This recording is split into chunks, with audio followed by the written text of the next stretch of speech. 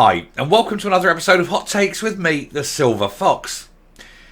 How bad is it for ordinary people when even the police are too scared to go out on patrol alone? They say because of staffing shortages, they feel vulnerable in some areas. They don't like the fact that they have got no backup, and they're fed up having to go to court on their days off because there's literally no cover while they're on duty for them to make their appearances. It is intolerable, it cannot be sustained, and without instant and massive assistance and a massive input of resources, the situation is going to get a lot worse, especially of course as now police officers are having to waste what precious time they do have fulfilling all the needs of Humza's hate crime bill. What a stupid piece of legislation that was, but of which more later today. So if you are someone who is not a policeman, do you feel vulnerable? You ought to, because even the police are a bit scared now. That's how bad it is. It's not going to get better, it's going to get worse, and it's all entirely down to the actions of one party, the party that has destroyed the police service as well as everything else. It's the SNP. Let's take a look. There are many parts of Scotland where policemen have always been sort of very few and very far between. But there's even fewer and they're even further apart now. Massive underfunding, massive under-resourcing, and having been done so for years. There's at least 1,000 policemen, very least, that are needed to help boost the numbers. Ideally, 2,000 or even 3,000 would be needed, but of course that costs money. And that's money that, as far as the SNP are concerned, could be better spent on pushing independence. Perhaps if they spent less time pushing independence and more time investing in areas where people actually need the investment to happen, life could be a little bit better. But alas not. They don't care. They certainly don't care about the normal people of Scotland. They only care about the elite and their requirements of international travel and big lavish parties. So many Police Scotland frontline officers feel unsafe due to staffing shortages. A recent report found that a high number of officers feel vulnerable in the areas they cover, as many also say they have to attend court on their days off due to staffing levels. If it's their day off and they're told they have to go to court, they either don't go to court or they say, right, I'll take a day in lieu. They shouldn't be expected to work for nothing. You wouldn't, I wouldn't. Why should the police?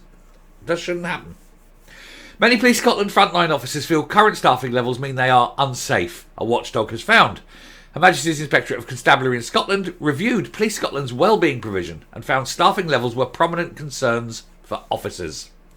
Chief Inspector of Constabulary Craig Naylor said many of those frontline officers and staff we spoke to indicated they felt the current staffing levels in their areas left them feeling vulnerable and at times unsafe.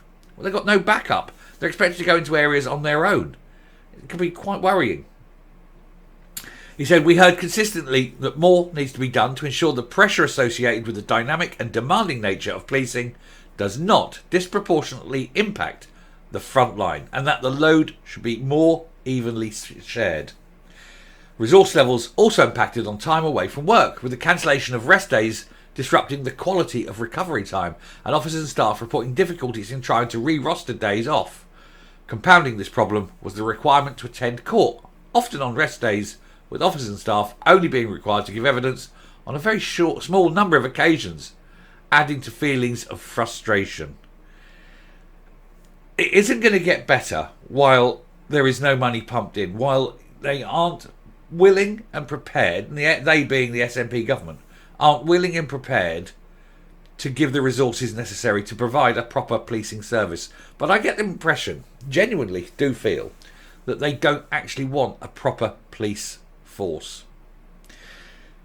The Inspectorate's report, Frontline Focus, found no recognition or reference to areas of significant stress in any of the work being undertaken by Police Scotland in relation to well-being.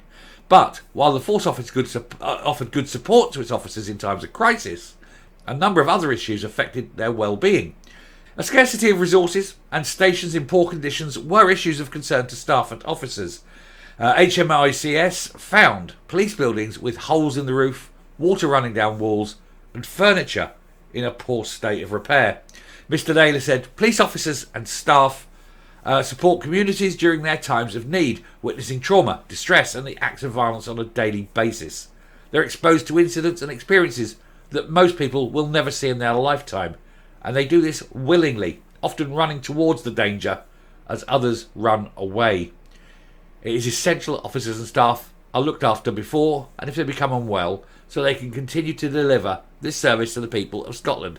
And one of the biggest problems is the same as in the NHS. Massive understaffing. Huge understaffing. That understaffing creates within itself levels of stress. The stress then manifests itself in physical ailments, meaning these officers get burnt out or have to go off on sick, meaning that there's an even bigger load on the ones that remain. And they're coming to an inflection point where the entire police service is going to collapse. The NHS is very close to collapse. Now the police as well. All of this under 17 years of SNP misrule. They want to control and run an entire independent Scotland. They can't run a police service. What hope would Scotland have if independent? It would be just a kleptocracy, the thieving bastards at the top stealing all the resources and everyone else having to live in a dog-eat-dog, lawless, Wild West Scotland. And it seems to be their policy. They know these things are happening and they're doing nothing to stop them.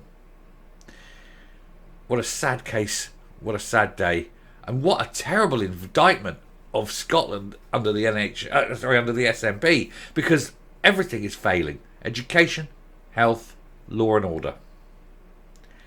All of it has got to be deliberate. They are making these decisions knowing the outcome.